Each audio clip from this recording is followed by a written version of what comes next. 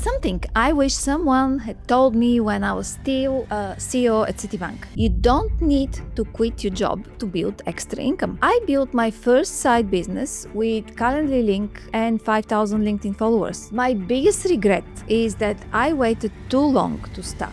I will show you how to build a $10,000 a month business to secure your future step by step based on what worked for me and the people I coach. The first thing I want you to understand is your salary is an income, but your approach to solving complex issues is an asset. And most professionals have spent 10, 15, 20 or more years building assets they have never put a price on. Your judgment is an asset, your experience is an asset, your ability to solve problems is an asset, your ability to help someone avoid mistakes is an asset. Your ability to make decisions under pressure is an asset. But when you work inside a company, you often don't see it that way. You think, well, this is just my job. And you think, oh, everybody knows this. No, they don't. A decision you make in 10 minutes today may be something a more junior person would need 3 years to learn. A conversation you know how to handle because you have done it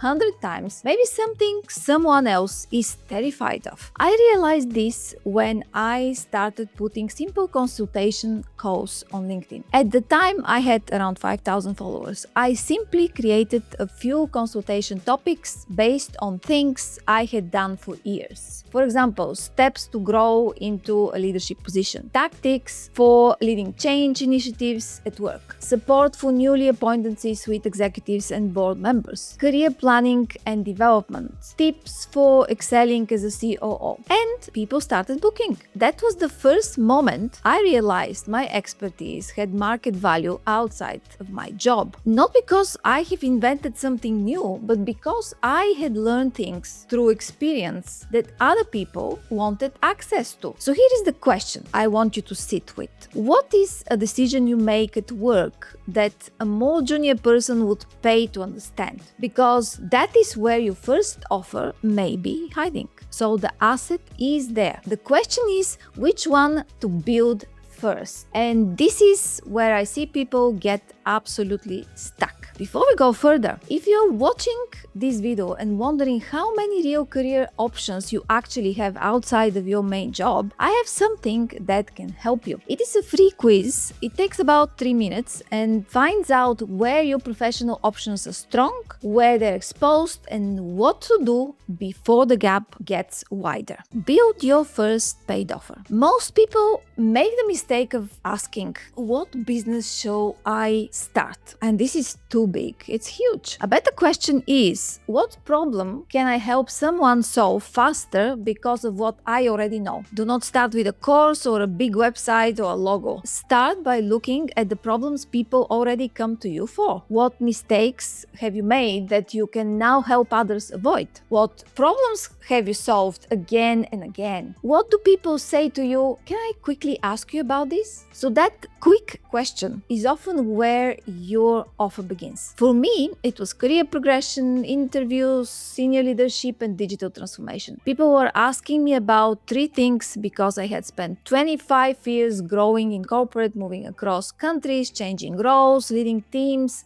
and eventually leaving to build a new life. So my first offer was not random. It came from lived experiences. That is very important. You do not need to become someone else to build income on the side. You need to package what you already know in a way that solves a real problem. And the problem has to be specific. People don't pay for vague help. They pay when they feel, well, this is exactly what I need. So don't say, I help with leadership. What does this mean? Say, I help new managers handle difficult conversations with confidence. Or don't say, I help with careers. Say, I help senior professionals prepare for high stakes interviews. And don't say, I help with personal branding. Say, I help experienced professionals make their LinkedIn profile clearly explain what they want to be known for. See how much more specific this is. So the more specific you are, the easier it is for someone to recognize themselves. And this is where many experienced professionals struggle, because inside corporate we are trained to sound broad, strategic, senior, polished.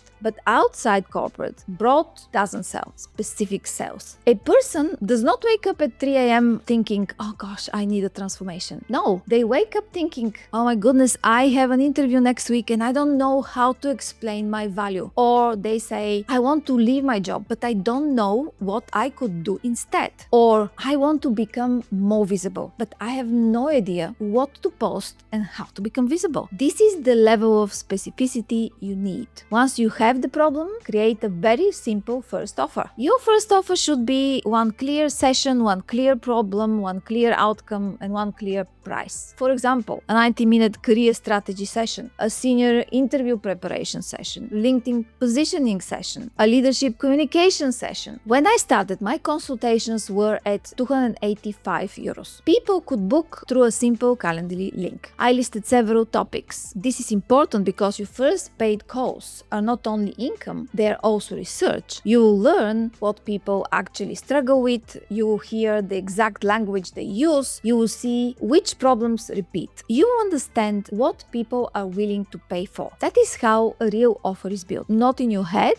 but with real people. And if you're still working, you do not need to build a full-time business immediately. You need a small controlled model that does not destroy your energy and does not risk your job. Start with 3 or 4 clients a month. Maybe one session every Saturday or 2 sessions every second weekend. If you charge 250 and work with 4 people, that's already 1,000 a month. And I know that's not 10,000 yet, but you have to start from somewhere. And on top of that, this is not only about money in the beginning. It's about proof that people will pay, proof that your knowledge has value, and proof that you can help and there is a demand for your offer. So that first 1,000 is not small, it is evidence. And once you have evidence, you can build. After you have done enough consultations, you will notice something. People ask the same questions. They have the same fears, they get stuck in the same places, they need the same sequence. This is when you move from one-off call to a package. For example, instead of one 250 session, you offer 3 sessions for 750. Or then maybe a 4-week package for 1,500. Then maybe a 6-week package for 2,500. Then maybe a 90-day coaching package for 5,000. This is how the first 10,000 a month path becomes realistic. You do not need 40 clients. You may need 4 clients at 2,500 or 2 clients at 5,000 or a mix of these packages so you can get to 10K a month. So now you have the asset, you have the offer, you have the first way to test it. But there is something most people miss. You should use your title before you lose it. This may sound uncomfortable, but it is true. Your corporate title is a credibility signal. It works in your favor right now. When I was still a COO at Citi, that title carried trust. It told people something before I even opened my mouth. It said she has led large teams, she has operated at a senior level, she understands business, she has real experience. But once you leave, something changes. You become former. Of course, your experience is still very valuable, but the signal is completely different. And I think this is one reason I wish I had started earlier, because when you're still inside the system, you have credibility, relevance, and proximity. People can see that you're doing the work now, not that you did it once. So you have to use that, not in an arrogant way, not in a way that breaches confidentiality with your employer, but in a way that helps people understand what you know. Now, before you start posting offers or taking paid calls, we need to talk about something very important: how you protect your main job. I want to be very clear on this. I'm not telling you to risk your job. Your salary is not the enemy. Your salary is your investor at this time. It gives you stability, it gives you time, it gives you options. So before you start selling anything, check the rules. Check your employment contract, the employee handbook, any compliance policies, policies on conflict of interest, outside work policies, your confidentiality obligations, your intellectual property clauses, and your social media policy. And if you work in a regulated industry, be even more careful. Ask yourself, am I allowed to do paid work on the site? Do I need to disclose it? Do I need written approval? Could this be seen as competition? Could this create a conflict of interest? Am I using any company information, documents, contacts, or tools? Am I doing this during company time? So do not guess about any of this. Do not hide something that should be disclosed. And do not use anything that belongs to your employer. This is not only about rules, it is also about integrity. If you need to present this to your employer, present it professionally. You can say something like, I occasionally want to provide career mentoring or advisory support outside working hours. It is not connected to my employer, it does not involve company clients, competitors, confidential information, or company resources, and it will not interfere with my role. So you're not asking for permission to be distracted, you're showing that you understand responsibility, and that matters a lot. Now I want to show you what this side business looks like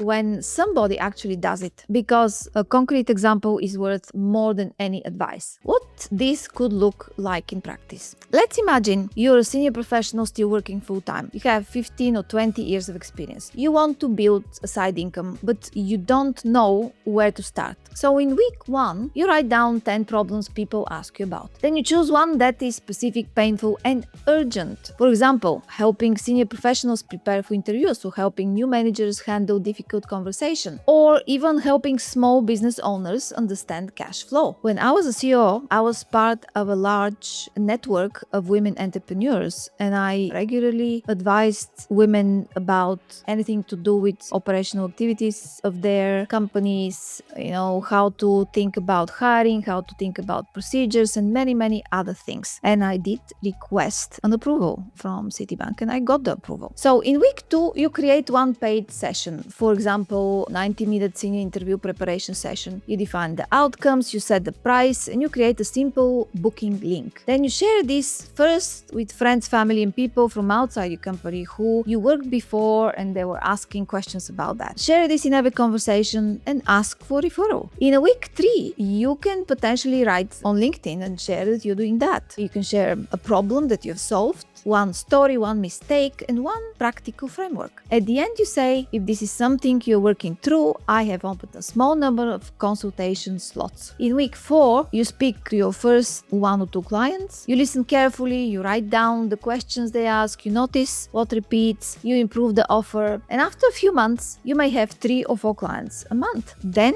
you package the work. Then you raise the price, then you create a more structured offer, and this is how you move from I have experience to I have a paid offer to I have proof to I have a business. And this is how $10,000 a month becomes possible. Not because you quit your job, but because you started while you still had one. You have spent years building skills that other people genuinely need help with. Now it is time to think about how to turn that into income on your own terms alongside the job you already have. If you're not sure where to start, take the free quiz in the description. And if you want to go deeper on what stops experienced professionals from making this move, watch this next. It is about the fear that keeps people in jobs they have outgrown and what to do about it.